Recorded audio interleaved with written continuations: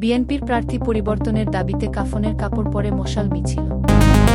অন্তর্বর্তী সরকারের ৩ জন উপদেষ্টা একটি দলের হয়ে কাজ করছেন বলে অভিযোগ করেছেন জামায়াতে ইসলামীর নায়েবে আমির সৈয়দ আব্দুল্লাহ মোহাম্মদ তাহের। চট্টগ্রাম ১৩ আনোয়ারা কর্ণফুলী আসনে বিএনপির মনোনীত প্রার্থী সরওয়ার জামাল নিজামকে পরিবর্তনের দাবিতে কাফনের কাপড় পরে মশাল মিছিল করেছেন নেতাকর্মীদের একাংশ। আজ বৃহস্পতিবার সন্ধ্যা ৭:৩০টায় উপজেলার কালাবিবির দিঘির মোড় থেকে শুরু করে চাতুরী চৌমুহনী টানেল সংযোগ এলাকায় গিয়ে রাত ৮:৩০টার দিকে মশাল মিছিলটি শেষ হয়। সংসদীয় আসন চট্টগ্রাম ১৩ এর দুঃসময়ের ত্যাগী নির্যাতিত নেতাকর্মী ও সর্বস্তরের জনসাধারণ ব্যানারে এটি অনুষ্ঠিত হয়। এই আসনে মনোনয়ন প্রত্যাশী ছিলেন চট্টগ্রাম দক্ষিণ জেলা বিএনপির জ্যেষ্ঠ যুগ্ম আহ্বায়ক আলী আব্বাস, সদস্য সচিব হেলাল উদ্দিন, কর্ণফুলী উপজেলা বিএনপির আহ্বায়ক এস.এম. মামুন মিয়া ও দক্ষিণ জেলা ছাত্রদলের সাবেক সাধারণ সম্পাদক জিয়া উদ্দিন চৌধুরী। কিন্তু সরওয়ার জামালকে প্রার্থী ঘোষণা করায় তা মেনে নিতে পারছেন না তাদের অনুসারীরা। অবশ্য মশাল মিছিলে মনোনয়ন প্রত্যাশীদের কেউ উপস্থিত ছিলেন না।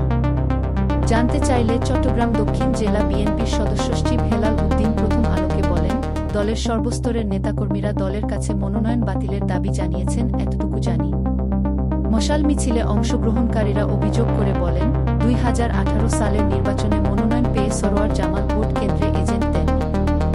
তাকে আবারও মনোনয়ন দেওয়া হয়েছে। আমরা এর রিভিউ চাই।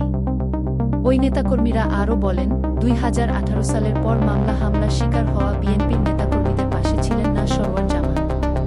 কারও খবর নেননি তিনি। এ ব্যাপারে সরওয়ার জামাল নিজাম মুঠোফোনে প্রথম আলোকে বলেন, মনোনয়ন অনেকে চেয়েছেন। দল আমাকে পছন্দ করে প্রার্থী মনোনীত করেছে। তারা কেন বিরোধিতা করছে এটা আমার জানা নেই। আনোয়ারা থানার ভারপ্রাপ্ত কর্মকর্তা ওসি মো.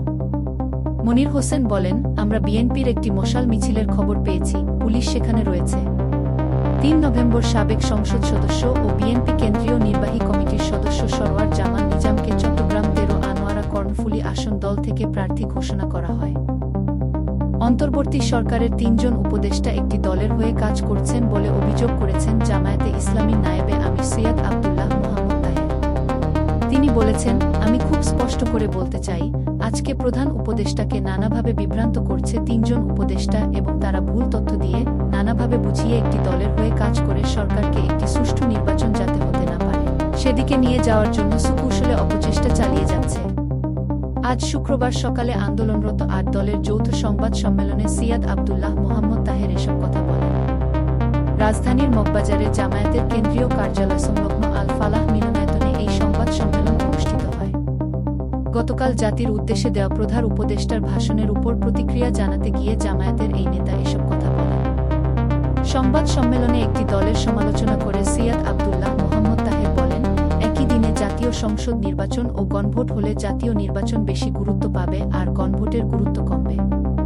মানুষের মনোযোগের অভাবে গণভোটে যদি ভোট কম পড়ে, তাহলে যারা সংস্কার চাচ্ছে না তারা বলবে, যেহেতু ভোট কম পড়েছে, জনগণ গণভোট চায়নি বলে বিবেচিত হোক। এর মাধ্যমে তারা সংস্কার থেকে সরে আসবে। এই ভাবনাকে সেই দলটির ফাঁদ হিসেবে উল্লেখ করেন জামায়াতের নায়েবে আমির। তিনি বলেন, অপ্রত্যাশিতভাবে ইচ্ছাকৃতভাবে হোক অথবা ষড়যন্ত্রের শিকার হয়ে হোক, সরকার একটি দলের ফাঁদে পা দিয়েছে এবং সংস্কারকে প্রায় গুরুত্বহীন করেছে। এর আগেও সরকার সেই দলটির প্রতি নানাভাবে তাদের আনুগত্য বা দুর্বলতা প্রকাশ করেছে অভিযোগ করে আব্দুল্লাহ মোহাম্মদ তাহের বলেন, এই আনুগত্য বা দুর্বলতা শুরু হয়েছিল লন্ডনে গিয়ে নির্বাচন তারিখের ঘোষণা করার মাধ্যমে। পরে অন্য দলগুলোর সঙ্গে আলোচনা না করে নির্বাচন কমিশনের রোডম্যাপ পথনকশা ঘোষণা করা হয়েছে। সংবাদ সম্মেলনে উপস্থিত ছিলেন জামায়াতের সহকারী সেক্রেটারি জেনারেল আব্দুল হালিম, ইসলামী আন্দোলন বাংলাদেশের যুগ্ম মহাসচিব শেখ ফজলে বারী মাসুদ, বাংলাদেশ খেলাফত মজলিসের জ্যেষ্ঠ নায়েবে আমির ইউসুফ আশরাফ, বাংলাদেশ নেজামে ইসলাম পার্টির মহাসচিব মুসা বিন ইয়োহার, জাগবার মুখপাত্র রাশেদ প্রধান, বাংলাদেশ ডেভেলপমেন্ট পার্টির মহাসচিব কাজী নিজামুল হক প্রমুখ। জুলাই জাতীয় সনদ বাস্তবায়নে সাংবিধানিক আদেশ জারি ও নভেম্বর মাসেই গণ